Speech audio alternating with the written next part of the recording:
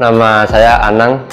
Di sini saya selaku pemilik usaha dari Kamar Kayu. Kamar Kayu sendiri adalah sebuah usaha yang bergerak di bidang produksi kerajinan kayu, di mana kita fokus untuk mengolah produk-produk kayu yang berasal dari kayu limbah. Awalnya sebenarnya nggak sengaja buat menekuni di bidang ini ya Mas ya. Jadi dulu pertama kali itu saya cuman nyoba bikin produk, tapi saya pakai sendiri, saya pajang sendiri. Produk pertama dulu yang saya bikin adalah kayak hiasan dinding gitu kan. Jadi saya bikin produk itu bukan untuk kita jual, jadi kita bikin sendiri dengan kemampuan yang sangat minim. Saya membuat produk, kemudian coba iseng-iseng aja lah pasarkan atau di foto aja kita dulu di Instagram. Ternyata ada beberapa teman yang mungkin dia ngira kalau itu memang produk untuk jual beli. Jadi ada beberapa teman yang mulai nggak, tolong bikinkan dong, satu dua nular ke teman-temannya. Akhirnya ada beberapa teman yang mulai pesan ke kita. Di situ kita mulai sadar kayaknya nih produk ini punya market nih, punya pasar nih. Setelah kita tahu banyak yang minat, akhirnya coba kita tekuni untuk bikin bisnis. Dari 2015 kita mulai cari nama buat Instagram sama buat usaha kita. Akhirnya mulai saat itu kita fokus untuk bikin menjadi sebuah usaha yang kita geluti sampai saat ini. Kalau produk sih lumayan banyak sih Mas yang sudah kita produksi ya. Mulai dari pernak-pernik ruangan, wall decor, sama perabot-perabot yang minimalis yang selama kita masih bisa ngolah tetap kita produksi ya. Kayak misalnya kalau hiasan dinding kayak jam dinding, lampu tidur, perabot dapur kayak kotak tisu atau frame-frame bigora, macam-macam sih, rak-rak gitu juga ada. Kalau untuk jangkauan pemasaran sih kita ada yang ke rumah, ke end user ada, ke kafe-kafe ada, ke barbershop ada, ke distro-distro juga ada. Ya pokoknya selama ada permintaan kita produksi. Secara basic material kita memang material kayu daur ulang, kayu limbah atau orang sebut kayu bekas palet gitu ya. Tapi sampai saat ini kita tetap mencoba bagaimana kita mengubah kayu limbah atau kayu palet tersebut memang sangat layak untuk dibeli. Jadi meskipun kesannya ini kayu bekas, tetap kita kasih sentuhan eksklusif sama sentuhan kualitas sebisa mungkin yang kita bikin Mas. Jadi kalau untuk kualitas sendiri memang itu yang menentukan customer kita ya Mas, tapi sejauh ini kita tetap berusaha untuk memberikan yang terbaik meskipun material kita kayu limbah. Meskipun kayu limbah pun juga nggak semua kayu limbah kita bikin Mas, tetap kita sortir, kita pilih yang mana yang masih layak untuk kita produksi, yang kita olah mana. Jadi nggak semata-mata semua kayu limbah kita produksi, nggak juga sih. Saya ngerasa ini pandangan saya pribadi ya, nggak terlalu tega kalau harus mengolah kayu-kayu kita yang sekarang ini justru jumlahnya makin menipis gitu. Makanya kita dari awal dulu sampai sekarang masih tetap berusaha untuk memproduksi kayu-kayu limbah. Kalau kayu limbah masih bisa kita olah dan masih punya nilai jual, kenapa harus kita menebang kayu-kayu kita yang jadi penopang hidup gitu, maksud kita. Kalau dari suplai material sih, kayu ini memang digunakan sebagai packaging atau kemasan produk-produk impor. Jadi kalau sudah sampai pelabuhan ya diambil produknya, kayunya dibuang. Makanya kita ngomong kayu limbah, karena memang kayunya ini hanya sebagai kemasannya produk-produk yang diimpor gitu.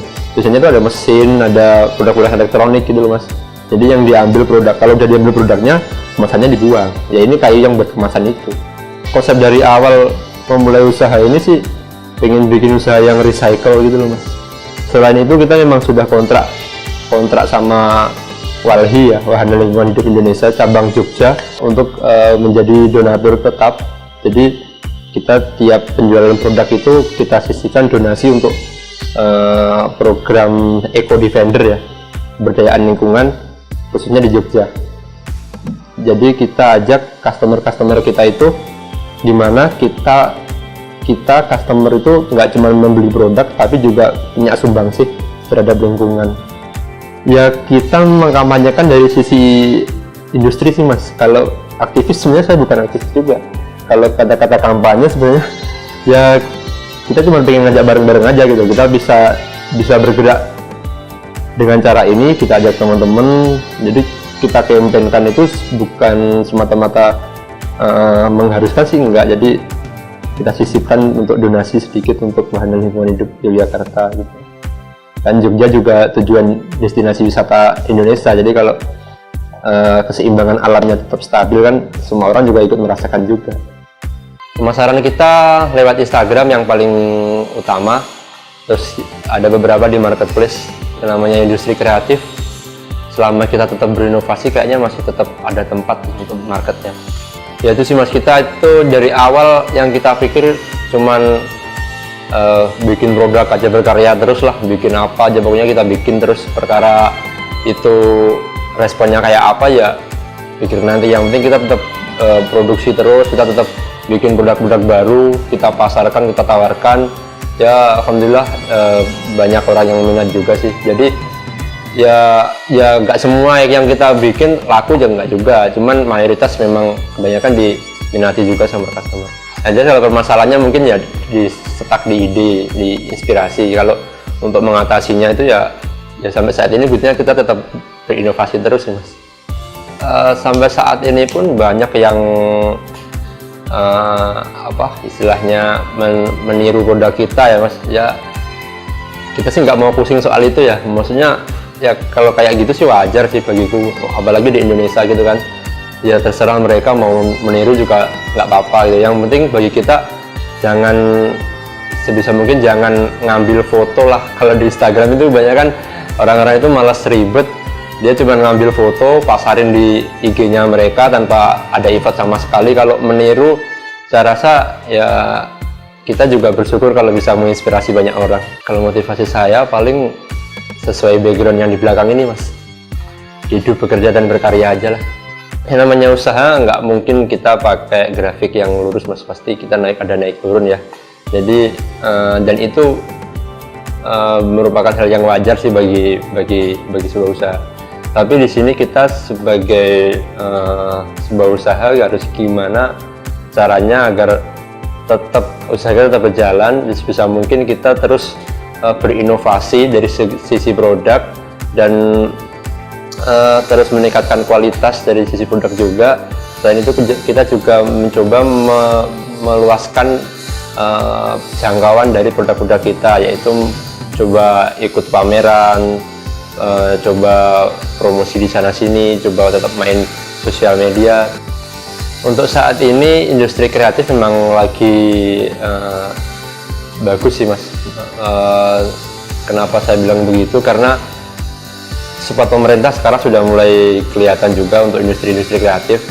Yang kedua, karena industri kreatif ini sampai kapanpun nggak akan pernah mati, karena yang kita jual nggak cuma semata-mata sebuah barang, sebuah produk ya, tapi kita menjual kreativitas kita yang kita kemas menjadi sebuah produk yang layak untuk dinikmati atau dibeli gitu. Jadi selama kreativitas kita tetap kita pertahankan, tetap kita belajar terus inovasi, saya rasa industri kreatif akan tetap jalan sih. Harapan kedepannya kita bikin lebih banyak lagi produk-produk yang unik mungkin, yang belum pernah dibikin sama vendor lain, lebih meningkatkan kualitas kita, lebih meningkatkan kapasitas produksi kita, lebih banyak membuka lapangan pekerjaan. Kalau pengen lihat produk-produk kita bisa cek Instagram kita, Kamar Kayu tanpa spasi, gandeng aja.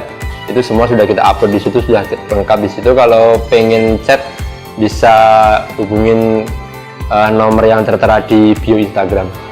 Kalau mau berkunjung di sini bisa, karena kita posisinya di kampung. Lebih baik search di Google Map aja, Kamar Kayu Workshop, langsung ke sini. Terima kasih sudah menonton ini. Jangan lupa subscribe channel video ini di channel Cap Capung.